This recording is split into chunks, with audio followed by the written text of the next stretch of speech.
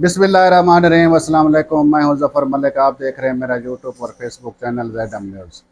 नाज़रीन, आज फिर हम आपके लिए एक नापायद जर्नलिस्ट हमने लाया है, बड़ी रिक्वेस्ट करके, क्योंकि मौजूदा जो सिनेरियो चल रहा है मुल्क के अंदर, एक तो पाकिस्तान तहरीक इंसाफ का मुस्तकबिल है, क्योंकि जो नई आईनी तरमीम है उस हवाले से जो नए चीफ जस्टिस बने हैं याहिया अफरीदी साहब, इस हवाले से हम बात करेंगे। दूसरी हम बात करेंगे कि आने वाले वक्तों में, क्योंकि मंजूर पश्तीन का जो PTM की जो आजकल बड़ी बाज़गाश्त है KPK के अंदर, और KPK पाकिस्तान तहरीक इंसाफ का पहला घर भी है, उसके अंदर पाकिस्तान तहरीक इंसाफ के वोटर के ऊपर, सपोर्टर के ऊपर, या उसके जो खैर खाएँ कोई असर पड़ रहा है।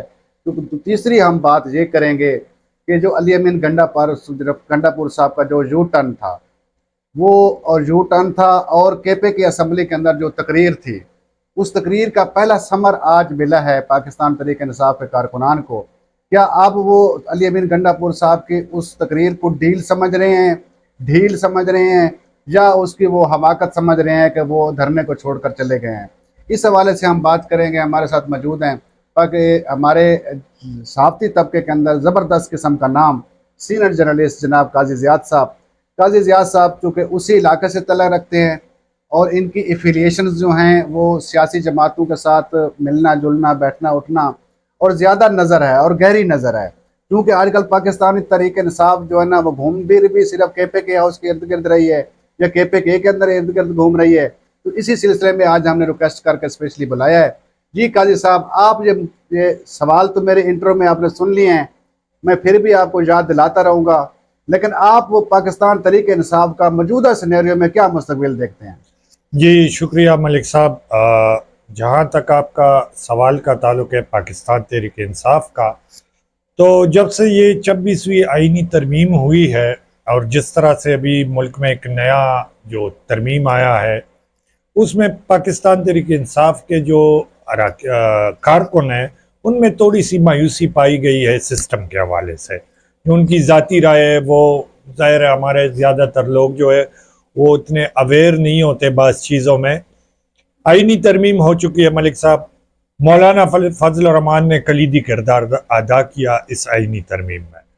अब देखिए, दो चीज़ें इस वक्त डिस्कस हो रही है कि मौलाना फजल रहमान ने प्री प्लेन गेम के लिए, जिसके पीछे इस्टेब्लिशमेंट है।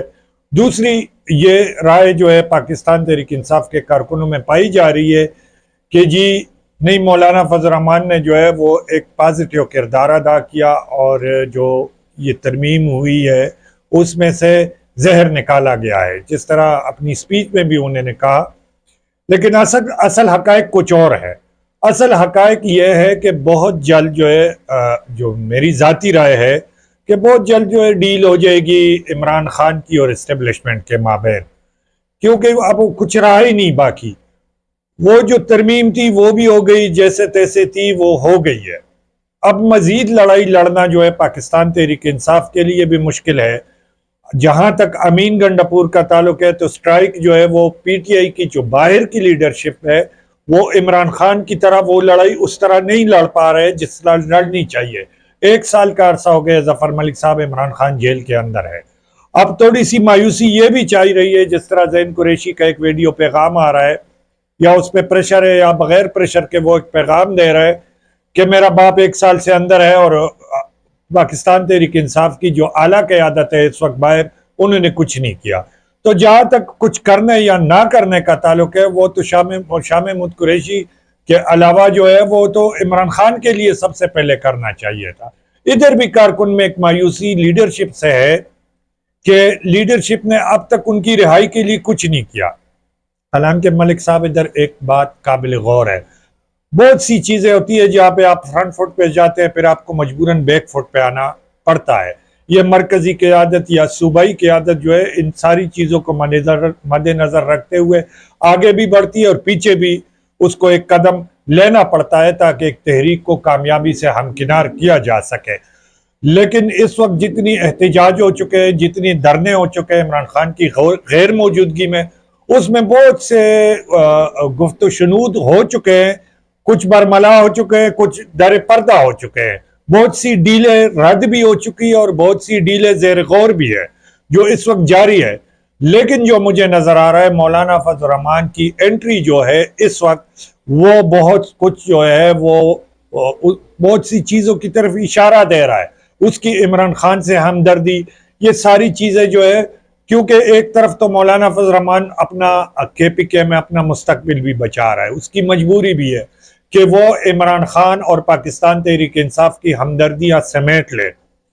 آپ کو پتہ ہے کہ کے پی کے میں 3 پارٹیاں ہیں، 70% پاکستان تحریک انصاف کا ہے، 20% جو ہے مولانا فضل الرحمان کا ہے، اور 10% پہ آ چکا ہے عوامی نیشنل پارٹی. اب یہ ووٹ جو ہے مولانا فضل الرحمان اس کو بڑھانا بھی چاہتا ہے اور ہمدردی بھی بڑھانا چاہتا ہے. وہ ہر صورت عمران خان کے لیے کچھ نہ کچھ پازیٹیو چیزیں جو ہے وہ اگلے چند دنوں میں آپ کو نظر آنا شروع ہو جائیں گی، کیونکہ جب امین گنڈاپور کے پی کے ہاؤس آئے تھے اور ادھر سے پھر چلے گئے واپس، بہرحال یا کے پی کے ہاؤس میں رات گزاری یا کہیں اور مذاکرات ہوئے، یہ بات ابھی تک جو ہے وہ مشکوک ہی ہے. لیکن اتنا کچھ ہو چکا ہے کہ اس نے اپنی سپیچ میں پہلے ہی بتا دیا تھا کہ قوم کو بہت جلد کچھ خوشخبریاں ملیں گی. تو یہ جو الفاظ ہیں یہ بہت سی چیزوں کی طرف اشارہ کر رہے ہیں جہاں سے پاکستان تحریک انصاف کا مستقبل جو ہے وہ مجھے روشن نظر آ رہا ہے.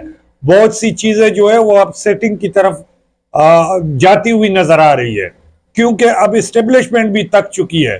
اب مزید اسٹیبلشمنٹ بھی اتنے کھچاؤ میں ملک کو نہیں رکھ سکتا، مسلسل کھچاؤ. یہ 1 سال کے اندر جب سے عمران خان اندر ہوا ہے تو بہت زیادہ کھچاؤ آ چکا ہے ملک میں، اور ملک کو مزید کھچاؤ کی طرف نہیں لیا جا سکتا.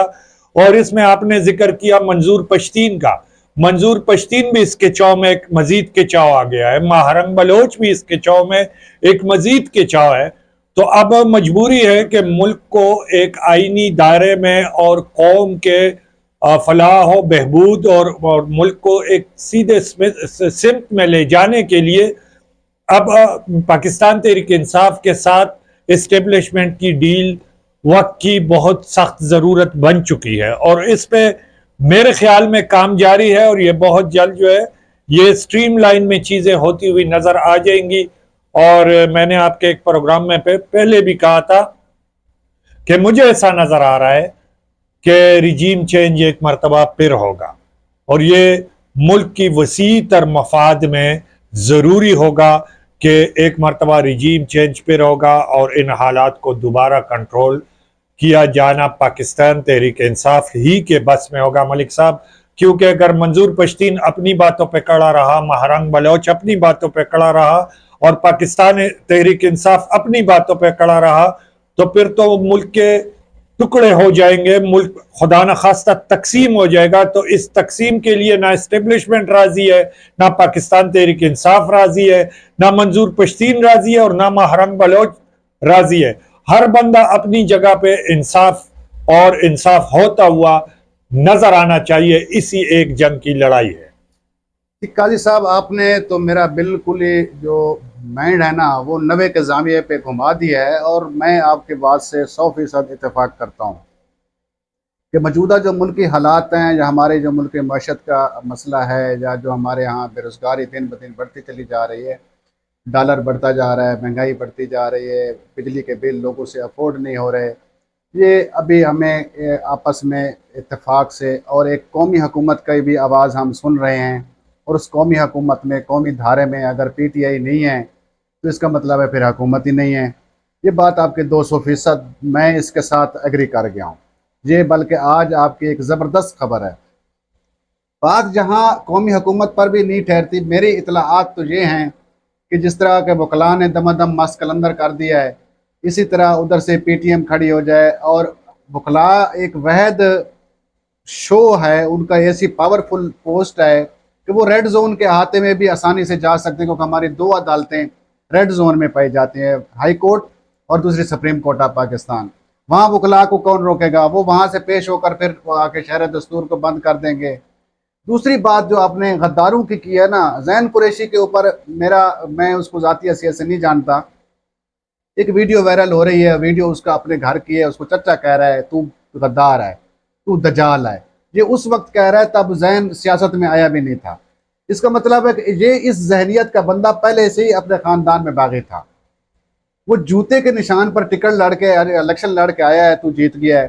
بھائی پارٹی نے تیرے باپ کے لیے اگر کوئی آسانیاں پیدا نہیں کی ہیں، تو بھی تو اپنے حلقے کا قریشی ہے، پیر ہے وہاں کا، تو 10 بندوں کو لے کر ملتان کے حلقے میں نکلا نہیں نکلتا؟ کیونکہ ووٹ ہی عمران خان کا ہے۔ عمران خان جب تک کال نہ دے تو ملتان کے اندر کوئی بندہ نکلتے ہی نہیں ہے۔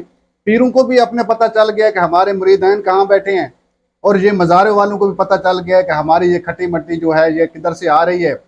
بات وہاں آ کے ٹھہرتی ہے، یہ جو آپ نے بات کی ہے نا کہ اب مجبوری بن چکا ہے عمران خان، اسٹیبلشمنٹ کی بھی مجبوری بن چکا ہے، پاکستان کی بھی مجبوری بن چکا ہے، بین الاقوامی زاویہ بھی اس قسم کا آ رہا ہے کہ وہاں عمران خان کی نیگوسیشن کے بغیر، یا ادھر سے ان کو بھی ایک پریشر آ رہا ہے کہ ان کو رہا کرو، میرا خیال ہے گزارا ناممکن ہے۔